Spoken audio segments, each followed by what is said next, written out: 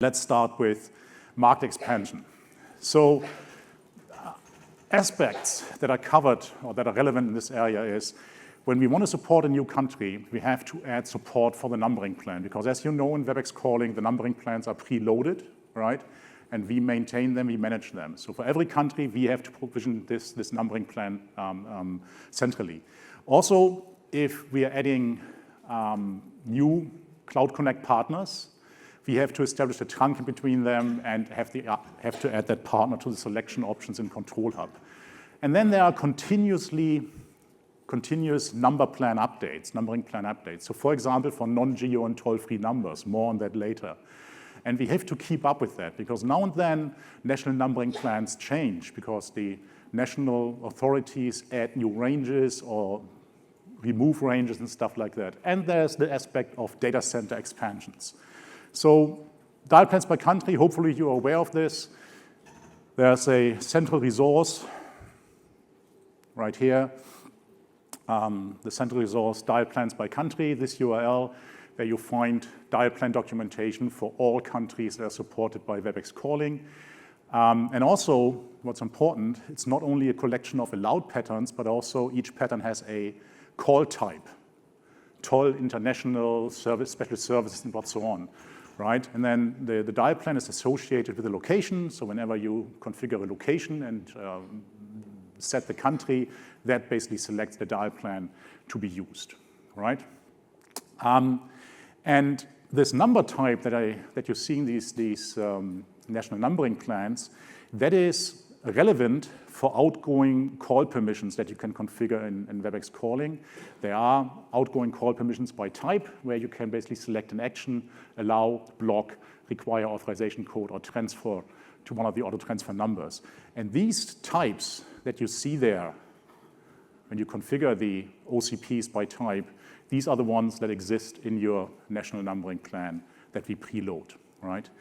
I don't know whether you've seen this, these call flow diagram before in any of the presentations. That's basically a description of how the call routing steps work in Webex calling. And then this national numbering plan lookup happens down here, right? Really at the last step here after trying to do all the internal matches, which means you can override everything in your national numbering plan with, for example, translation patterns, right? The one thing that you cannot override is emergency dialing. Keep that in mind. All right, so PSTN support. This is about Cisco calling plan availability, calling provider availability, and the best way to check availability is actually in Control Hub.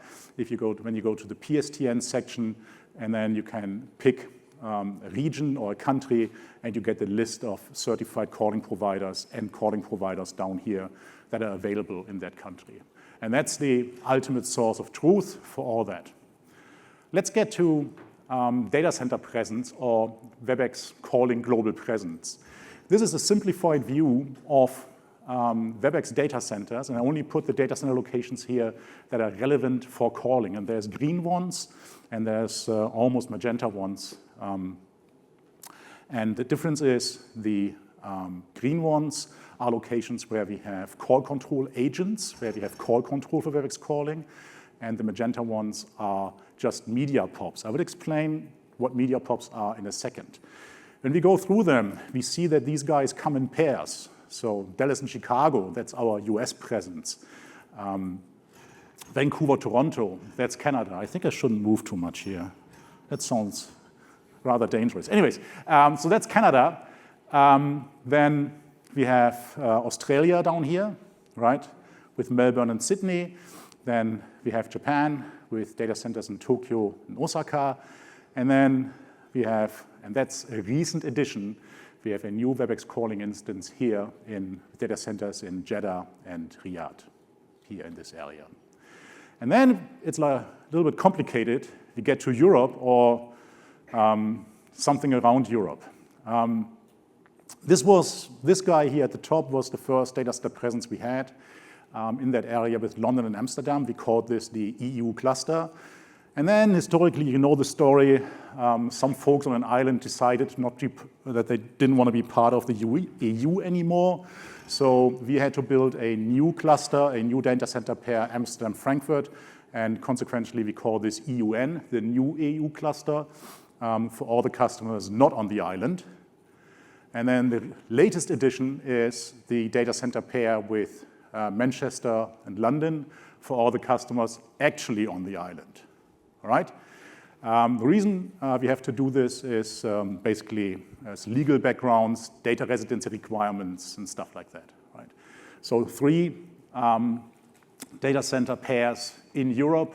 The first one, EU, we don't add new customers to them. And every new customer that gets provisioned with Webex calling in Europe lands on this guy. And every new customer that gets provisioned in the UK lands on this guy. So why do we need media pops? And these are the media pop locations, again, with red circles. The main reason is, main goal is to improve user experience. And the background is we need to minimize the round-trip times for cloud-anchored media flow. So for example, peering with cloud-connected PSTN providers, calls going to the PSTN, non-ICE optimized calls. So every call where ICE media optimization doesn't kick in, the RTP gets anchored in our cloud, right? And then the media goes up and down. If you don't do that within your region, you get excessive RTT. Announcements, anything that involves media to be played from the platform is played from our presence, points of presence, right? And that's especially useful, of course, for locations in regions without close, in quote, Webex calling instances. And for me, the eye-opener was when we added our first media pop in Singapore a while back. That's not new, but still I want to bring that up. Because I always thought, why do we need something? Why do we need a media pop in Singapore? The eye-opener for me was that we had these presences. There's my pointer, right there. We had these presences here in Japan and in Sydney. And it didn't look like as if this was a really big region. And the reason for that is we are used to look at the world in this weird projection of the landmass on the globe, right? And if you transform this to a flat projection, all the countries, the further they are in the north, get basically pulled out. What I did here is to make sure what you understand what's happening is we put this small red thing here, right? This small red thing is the continental US, 49 states. This is how big that region is. And you just don't realize that based on the projection that we used to use, right? And that is the reason why we need a media pop in Singapore to make sure that the round-trip times in these areas here are not getting excessive, right? Think about it. It's like almost twice the distance from West Coast to East Coast US. Right? It's really, really, we're talking long, long distances. All right. With all this, right, we pick your calling region and we pick your media pop for you when you configure Webex calling. The question comes up, how do I know which media pop did you pick for my location, right? So we use a logic here, and it's simply based on the smallest great circle distance between the address you gave us and our media pop location, all right? And the only way currently, sadly, is to get this information is to look at your location. Here's an example location in Brazil, all right? And then create a trunk in that location, an on-premises trunk, like this guy. And when you do this, you get 2 informations. You get a registrar domain, and you get an outbound proxy address. And when you look at these details, the registrar domain, here, this part is an indication of the call control agent you are running on. So this US 10 indicates that this customer's home region is the US. So it's probably, it's a customer where the first location they put in was in the US. But at the same time, when we look at the outbound proxy address, we see this GRU01 at the beginning. And that's an indication that this location, Sao Paulo, the closest media pop we have is the one in Sao Paulo. And to decode this, what you want to look at is these 3 letters are usually the IATA airport codes of the closest international airport. And GRU happens to be the one in Sao Paulo. All right, that's the only way for you to figure out where we provisioned you. And this information here, this media pop location, is used for everything in that location, not only for trunks, but also for phones, phone registration, for Webex app registration of users in that location. So that's the way to figure that out. All right. Oh, by the way, yes, I should mention that. Already existing locations that were created before we added a new media pop will not be migrated automatically. And the main reason is the following.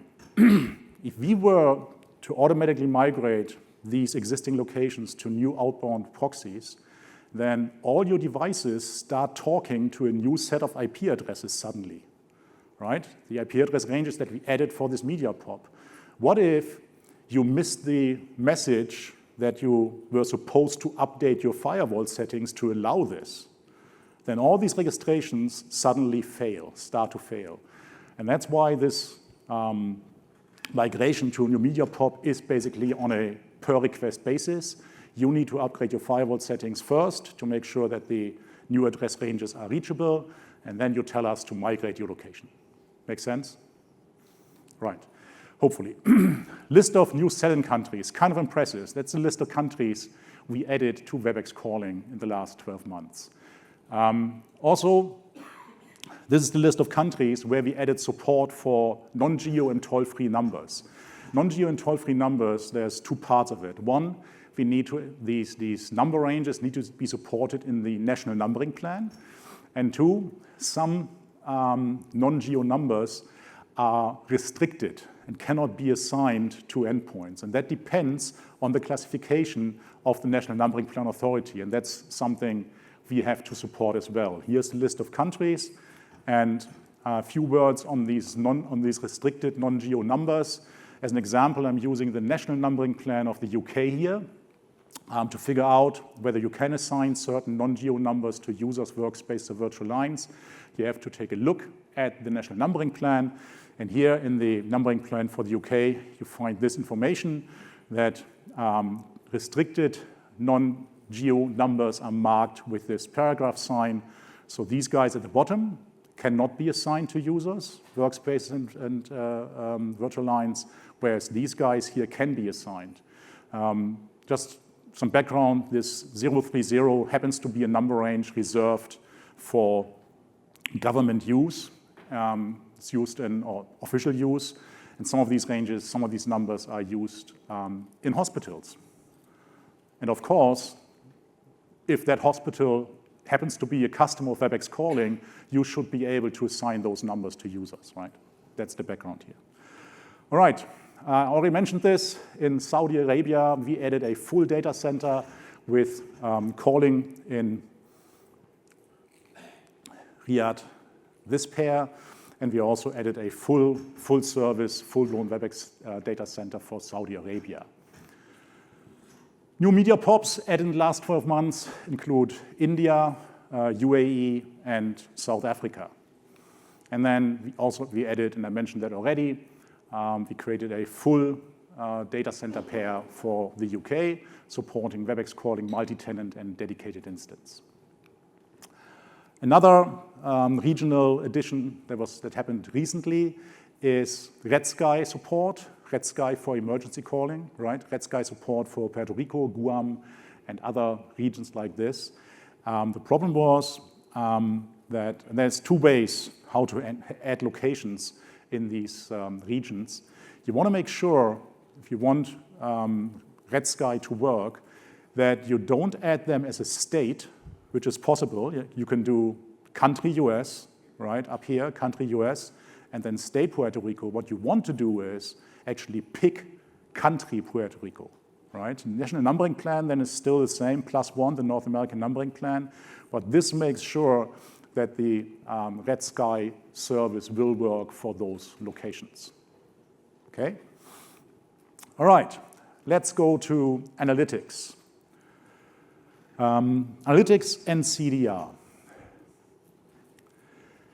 in Webex calling, there are three main methods or three main places where call detail records show up. One, the reason I put the API stuff first is because I'm an API guy, but anyways. So there's this detailed call history API where you can access CDRs. Then we have the detailed call history report, and there's detailed call history in analytics. And all of them basically pull data pretty much from the same data sources, and the content is equivalent. And when it comes to field documentation, the easiest way to get to that is, and that's why I put the link to this developer API is to click here on this link, and then you get a page. You can almost see it here in the background, which explains how to navigate to the place where the CDR documentation can be found. All right? In addition to these three data sources, we added this last year. It's a partner CDR API feed. So partners can basically set up a webhook, and on that webhook, we dump them CDRs of all customers that are using, that are provisioned through that partner. The background here is this enables partners to implement their own billing system, right, and giving them insights into their customers. The business case here obviously is analytics, reconciliation, and reporting that they want to build for their customers. The data that's exchanged over this API feed is exactly the same as the data format for the detailed call history report or the public APIs. Part of this feature were two main things. One, this webhook based delivery mechanism that basically pushes out every 5 minutes all CDRs of all organizations within calls in the time range between 10 minutes ago to 5 minutes ago, right? So from 10 minutes back to 5 minutes back. And then there's a reconciliation API. Why is that required? What if the webhook breaks for a certain time, right? Then the partner needs to have a way to get the missing information. And to allow that, the reconciliation API allows the partner to get the CDR count for each of the managed orgs for a given time frame, right? And goes back initially, it's a 1 hour period between 5 minutes and 48 hours ago.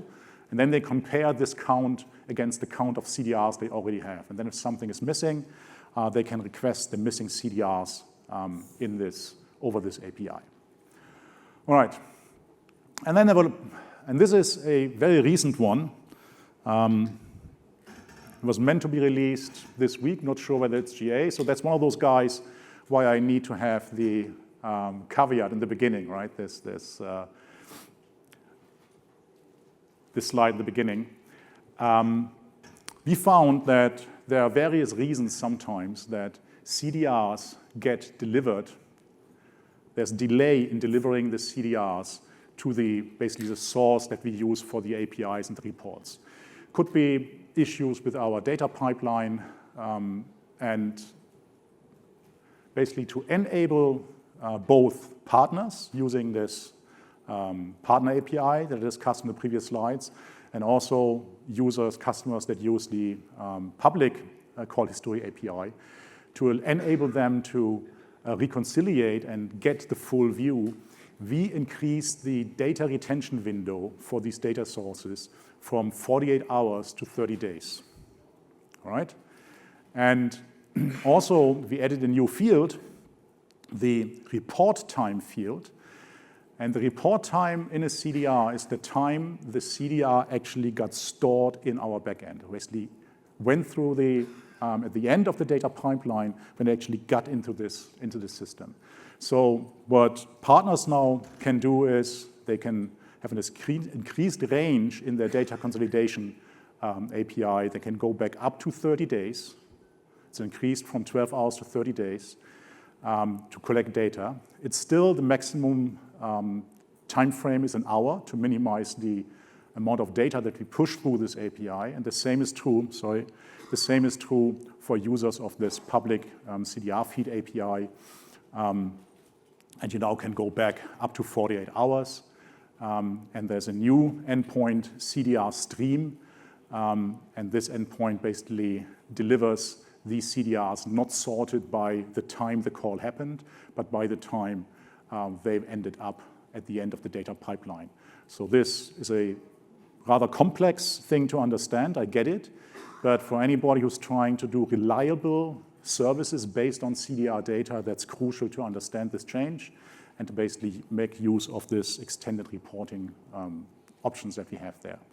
From the analytics perspective, I want to call out 2 things. One, we added hand group analytics recently, I think 2 months back, 3 months back, in addition to call queue analytics. There's 2 analytics tabs here, one hand group usage and hand group performance. Gives you some insights into your hand group utilization within your organization.